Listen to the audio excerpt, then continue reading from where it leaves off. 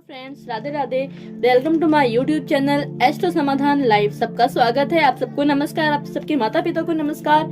And हाँ, हम लोग जो अपनी सीरीज चला रहे थे यानी फ्री कुंडली analysis of my subscribers and उनको जो उपाय देना है वो प्लस जो मैं आपको वीडियो के लास्ट में महा उपाय देती हूँ, इन सब की हम अपनी जो सीरीज है वो हम चालू करते हैं। आगे कंटिन्यू में मैं आपके साथ में जो है लाइव में आती रहूंगी इंस्टाग्राम हैंडल पर एंड साथ में फेसबुक पे भी मैंने अपना पेज बना लिया है, वहाँ भी मैं आपको लाइव मिलूंगी सुबह 10 बजे और इंस्टाग्राम पे मिलूंगी आपको सुबह 11 बजे।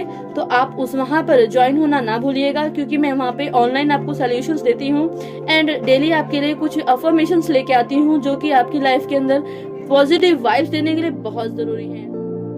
इसके साथ अब हम स्टार्ट करते हैं हमारी कुंडली एनालिसिस। हाँ, आपको मैं ये भी बता दूं कि इस कुंडली एनालिसिस के बाद मैं आपको देने वाली हूँ वो महा उपाय जिससे आपकी मैरिड लाइफ में आने वाली सभी दिक्कतें होने वाली हैं खत्म। सो उसको पूरी तरह डेडिकेशन के साथ करना है उस उपाय को और आप उसका रिजल्ट जो है वो 1 मंथ के अंदर देखने लगेंगे। सो गाइस, स्टार्ट आवर कुंडली एनालिसिस। हाँ गाइस, जैसे कि आप देख पा रहे हो ये हमारे पास में विनोद जी की कुंडली है।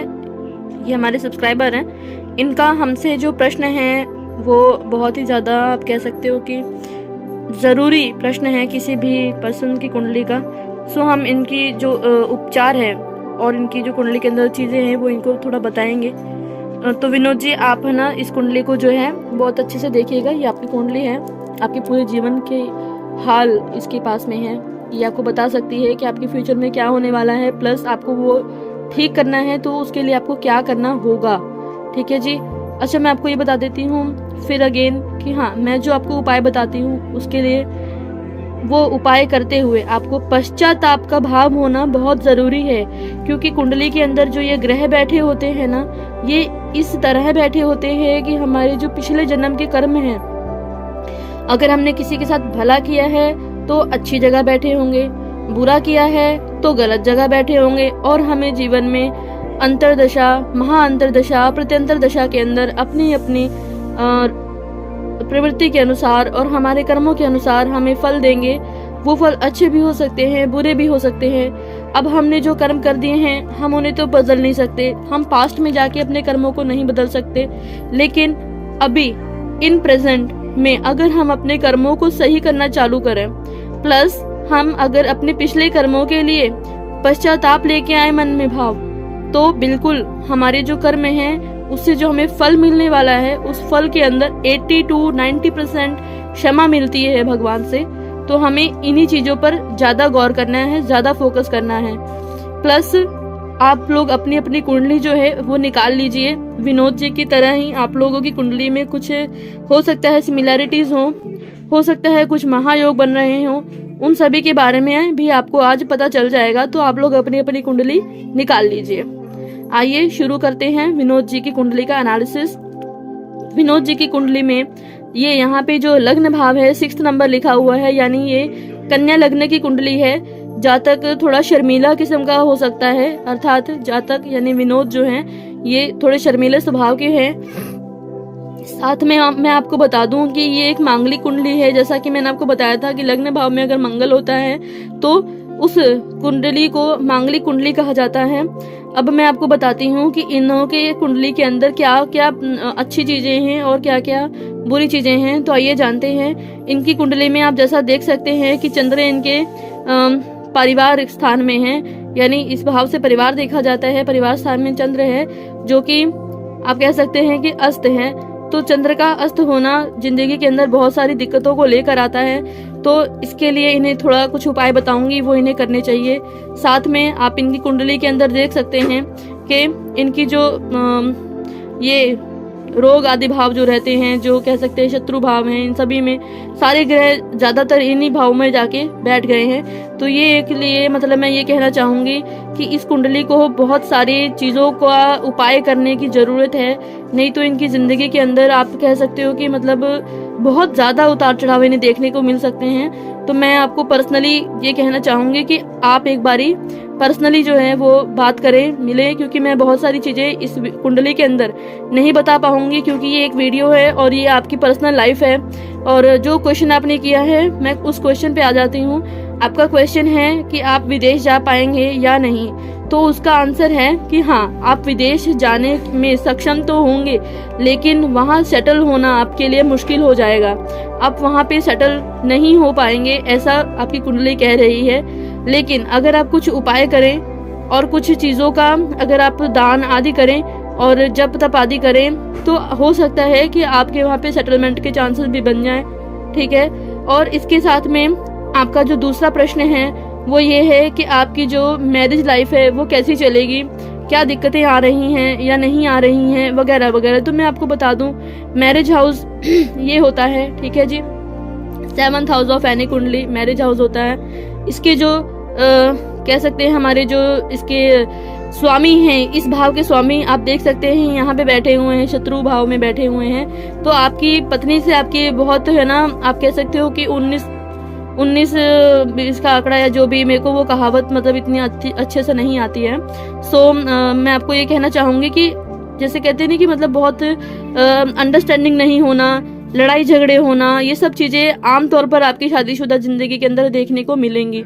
और अगर इन चीज़ों को ठीक करना है तो आपको अपने गुरु से रिलेटेड कुछ उपाय करने होंगे, केतु से रिलेटेड कुछ उपाय करने होंगे, क्योंकि इन दोनों ने यहाँ बैठकर गुरु चंडाल योग बना दिया है, जो कि आपके मैरिज लाइफ को बहुत ज़्यादा इफेक्ट कर रहा है कहीं ना कहीं। ठीक है जी। प्लस आपके साथ नहले पे दहला क्या हो रहा है कि इस वक्त चल रही है आपकी शनि की महादशा। ठीक है जी। तो मैं अब आगे आती हूँ आपके कुछ मंगल आदि जो भी ग्रह हैं उनके पास पावर्स वगैरह के बारे में। तो पहली बात तो आप मांगलिक हो और लग्न में मंगल बैठा हुआ है, आपकी जिंदगी का प्रतिनिधित्व तो मंगल ही कर रहा था और मंगल के पास ही पावर नहीं है। तो यदि आपको अपनी जिंदगी के अंदर बड़ी अपॉर्चुनिटीज चाहिए तो मंगल को अच्छा करना पड़ेगा।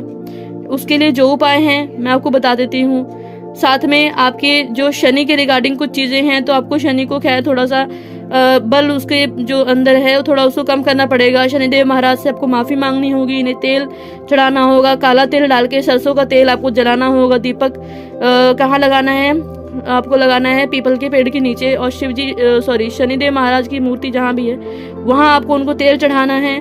इसके अलावा आपको क्या करना है, आपको उनसे माफ़ी मांगनी है। हो सके तो डेली आप शिवजी भगवान को सुबह 4 बजे से लेके 7 बजे के बीच में, मतलब 4 बजे से लेके, मैं लिख देती हूँ, 4 बजे से लेके सुबह में 7 बजे के बीच में आपको उन्हें जल चढ़ाना है दूध में काले तिल मिलाकर। ठीक है। तो ये चीज़ आप करेंगे, आपको काफ़ी राहत मिलेगी चीज़ों के अंदर। केतु और राहु भी आप देख सकते हैं कि ज़्यादा इनके पास में पावर नहीं है, इसलिए आपका विदेश सेटलमेंट मुश्किल हो रहा है। ये इसके लिए भी सेम है, शिव जी को जल चढ़ाना है इस समय के अंदर। जल के अंदर जो चीज़ें डालनी है वो है दूध और काला तिल, साथ में थोड़ी शक्कर, चीनी यानी कि चलेगी। मैं आपको बता दूं, अगर आप शक्कर डालेंगे तो आपने पीतल का लोटा नहीं लेना है, पीतल का गड़वा नहीं लेना है, आपने लेना है स्टील का गड़वा, या फिर आपने लेना है, हाँ जी बिल्कुल, स्टील का गड़वा लेना है आपने। इसके अलावा आपने तांबे का गड़वा बिल्कुल नहीं यूज़ करना है। ठीक है। तो आपके शनि राहु केतु की जो प्रॉब्लम है ये इतने बजे जो है जल चढ़ाने से ठीक होगी। इसके अलावा कुछ और भी अलग से आपको मतलब पर्सनली मैं चीज़ें बताऊंगी। उसके लिए मैं आपको जो ये बता रही हूँ ये एक है ना, कह दो कि एक जनरल उपाय है, इसको करने से आपको राहत काफ़ी मिलेगी। फिर भी मैं आपको कंसल्ट करूंगी कि आपको एक बारी पर्सनल मिलना चाहिए, क्योंकि इस कुंडली के अंदर और भी बहुत कुछ है जिसको जानना आपके लिए बहुत ज़रूरी है, नहीं तो आपको इन फ्यूचर काफ़ी दिक्कतों का सामना करना पड़ेगा। ठीक है जी। अब आ जाते हैं हम आपके महादशा वगैरह के अंदर। आपकी जो चीज़ें हैं आप देख सकते हैं कि शनि महादशा के अंदर गुरु की अंतर्दशा चल रही है 30/12/2019 से लेके 12/7/2022 तक। तो आपका जो विवाह आदि कार्यक्रम है वो भी कहीं ना कहीं इसी टाइम पीरियड के अंदर हुआ रहा होगा। अपडेट आप अच्छे से खुद भी मतलब जानते हैं। मुझे कमेंट जरूर करिएगा कि अगर सही जो है इंटरप्रिटेशन किया है, सही अगर मैंने आपका एनालिसिस किया है कि आपकी शादी इसी डेट के अंदर हुई है या फिर कोई दिक्कत आदि पड़ी थी। तो साथ में बुध के अंदर बुध के महादशा के अंदर बुध की अंतर्दशा चलेगी 12/7/2022 से लेके 9/12/2024 तक। तो मैं आपसे ये कहना चाहूंगी कि अभी तक आपकी कुंडली के अंदर ये दिखा रहा है कि जो भी शादी से रिगार्डिंग दिक्कतें थी, क्योंकि गुरु का अंतर्दशा चल रही थी और गुरु का चंडाल योग बना हुआ है आपके इस भाव यानी छठे भाव में, इसलिए आपकी शादीशुदा जिंदगी की आप कह सकते हैं कि बुरी हालत चल रही है।